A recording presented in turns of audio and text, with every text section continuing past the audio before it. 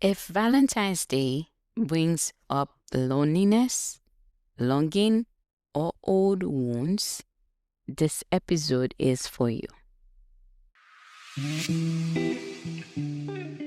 Hey, I'm Aurélie Zephyr, a licensed therapist, and this is Wapkute Mapkute. You are listening to me, I am listening to you. With Valentine's Day coming up, I really wanted to talk about self-love, not just for this season, but for all year long. I know some people don't celebrate Valentine's Day, and that's completely okay. But what I often notice in the therapy room around this time is that a lot of feelings start to come up: loneliness, abandonment, feeling unchosen, or even feeling unworthy of love. Especially for people who wish they had a partner or someone to celebrate with.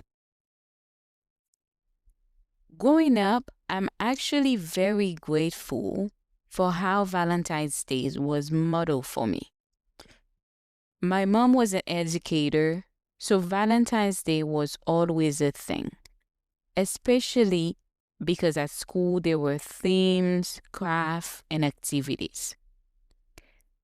What I'm most grateful for is that it was never just about romantic love. My mom made it about all kinds of love, especially expressing her love towards us, her children. She made it intentional, she made it visible. I remember she would give us little gifts, nothing big, sometimes just cards, sometimes something small, and we would do the same for her. It was about the gesture, the appreciation, and the connection. So as I got older, I realized how much that shaped the way I relate to love. For me, Valentine's Day was never about whether or not you had a partner. It was always about the people in your circle, your safe people, right? And the love you share with them. As I grew into adulthood and into my own healing journey, I began to understand how that early experience made self love feel more accessible for me. In the therapy room, though, I see how different it can be for people who didn't grow up with that. People who didn't hear "I love you" enough, or where love was shown only through sacrifice or survival. Um, for example, I take care of you, so you should know I love you, kind of, you know, love. And for many people, that younger part is still waiting to be chosen, waiting to be loved, waiting to feel seen. So around this season, I want to invite you to turn inward. If you're imagining all the love you would have given to someone else, I want you to give that love to yourself. That little girl inside of you, that little boy inside of you, that younger version of you who needed more. You can imagine hugging that version of yourself. Imagine a moment when things were difficult for you as a child. Imagine wrapping your arm around that part of you and saying, "I see you, I love you, I am here for you." Write about it if you can. Write the words you wish you had heard. Write what you needed back then. And if some parts of you feel too painful to sit with, the ones you avoid, just pick at them gently. You don't have to go all in. Even saying, "I see you," is enough. There is nothing wrong with self-love. In fact, the more you learn to love yourself, the more you're able to show up for others in healthy ways. Many of us carry core wounds. They often show up as fear of rejection, fear of abandonment, fear of not being enough. And those fears often come from early experiences where connection didn't feel safe. So sometimes we grow up believing that love has to come from the outside. That once we are in a relationship, we'll finally feel whole. But the truth is, these wounds are yours to tend to heal, to nurture, to care for. There is no rush. I know social media can make it feel like you're behind. Seeing stories, celebrations, but this is your journey. And when you learn to truly love all parts of yourself, that's when you are able to choose healthier connections and people can meet you with the same level of care. So let this season be about you, about turning inward, about compassion, about choosing yourself first. Before we close, I want to invite you into a short self-love exercise. If this isn't a good moment, you can come back to it later. If it feels okay, take a moment to settle your body. You don't need to change anything. Just notice where you are. If you are comfortable, gently close your eyes or soften your gaze. Take a slow breath in through your nose and a longer breath out through your mouth.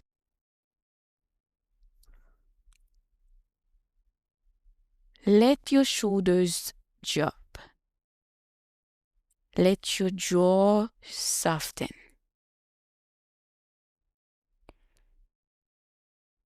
Now, bring to mind a younger version of yourself. You don't need to picture them perfectly. Just notice whatever comes up.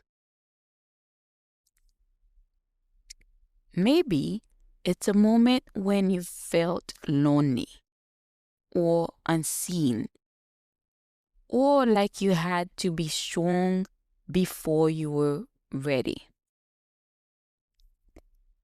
Imagine gently placing your hand on that younger version of yourself. Or imagine wrapping your arm around them.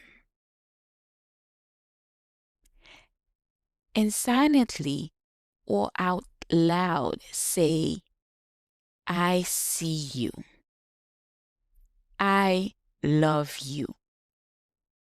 You don't have to earn my love. You are enough, exactly as you are. If it feels right, notice where your body responds. Maybe your chest softens, maybe your breath slows, or maybe nothing changes, and that's okay too. Stay here for a few breaths.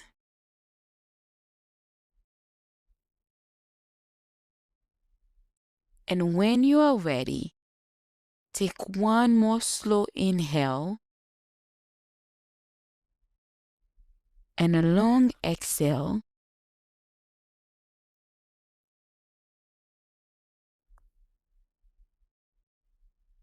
You can gently open your eyes. Carry this with you, not just today, but whenever you need to remember that love doesn't only come from the outside. You can offer it to yourself. And thank you for giving yourself this moment. Before we close, I want to briefly share something that feels close, really close to my heart. This week, I hosted my first Like I Within gathering, a space I created intentionally for Haitian women to slow down, reconnect with themselves, and feel safe in community. Like I Within exists because so many of us carry a lot quietly. And we need spaces where we don't have to explain ourselves, perform strength, or rush healing. This is a space to pause, to breathe, to be held gently. If you weren't able to attend the first gathering, I would truly love to see you at the next one. The next Like I Within will be on March 10th, and I'm holding that space with so much care. If you've been longing for a place to slow down, reflect, and be in community, this invitation is for you. You'll find more information in the show notes. Thank you for being here and listening with me. Thank you for tuning in to Wapkutim Mapkutil. If this episode resonated, subscribe, leave a review, or share it with someone who might need it. And remember, keep prioritizing yourself, keep learning, and let's heal, grow, and thrive together.